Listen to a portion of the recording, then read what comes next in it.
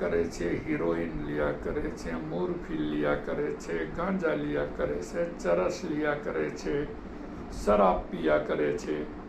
કોલેજોમાં એટલું દૂષણ આવી ગયેલું છે કે માતા પિતા રાત દિવસ મજૂરી કરી અને કોલેજન બાળકોને ભણાવે છે, તો ભણવાની વાત એક બાજુ રહી અને ભટકતો રહે સવારથી સાંજ સુધી ટેકનોલોજી અને નશા કરવામાં. તો એ તો હવે દેશને કઈ રીતે મહાન બનાવે. અને સાધુ સંતો છે એમાં એવું છે, હર કોઈ વ્યક્તિ છે એ સાધુ બને, અને સાધુ બને જો 100 શાસ્ત્ર, 18 પુરાણ, 52 ઉપનિષદ, 108 સમૃદ્ધિને રીડ કરે તો એ પરમહંસ બને.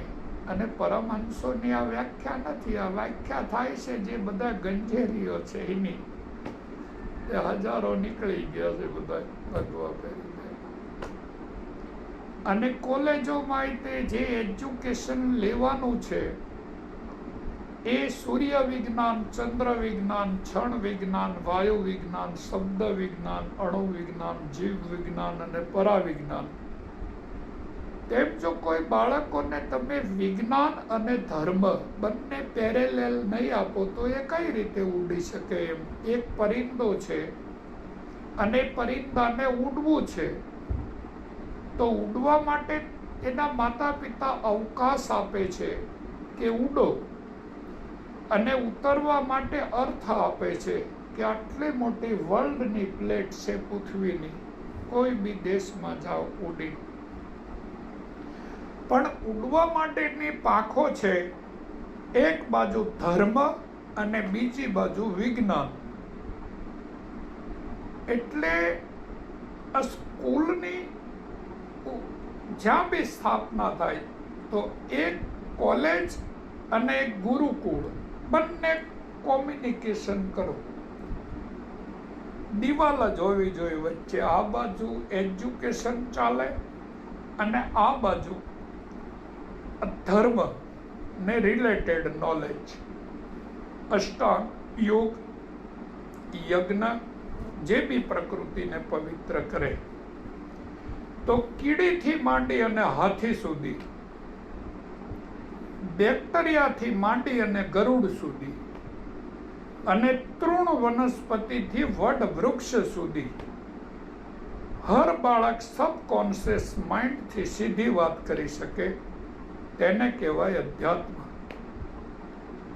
તમે કીડીથી માંડી અને હાથી સુધી સબકોન્શિયસ માઇન્ડથી સીધી વાત કરી શકો. તમે બેક્ટેરિયાથી માંડી અને ગરુડ સુધી સીધી વાત કરી શકો. તમે એક તૃણ વનસ્પતિથી વડ વૃક્ષ સુધી સીધી વાત કરી શકો. અને સીધી વાત કરવાનું જે વિજ્ઞાન છે એ તમારી આરએનએ અને ડીએનએની ડિસઇન્ફેક્શન ચેમ્બર છે.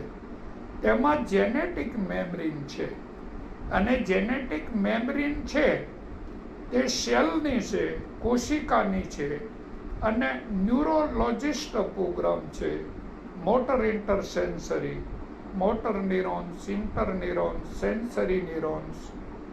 તો જો તમને પરમેનન્ટ નોલેજ ના થાય એમ, તો પછી તમે મોર્ફોજેનેટિક ફિલ્ડના નિયમ પ્રમાણે ગમે તે એક પાર્ટના ડોક્ટરો હોય, તમે બરાબર એક ડોક્ટર કિડનીનો છે ને એક ડોક્ટર હૃદયનો છે ને એક ડોક્ટર ફેફસાનો છે. અરે ભાઈ, વોટ ઇઝ મીન ડોક્ટર? તમારામાંથી ખાલી મન કાઢી લેવામાં આવે તો તમારી પાસે જે ઢાંચો છે અને તમે જે ઢાંચાના ડોક્ટર છો એ ડોક્ટર તો અરબો ખરબો જે ન્યુરોન્સના એક્ટિવિટી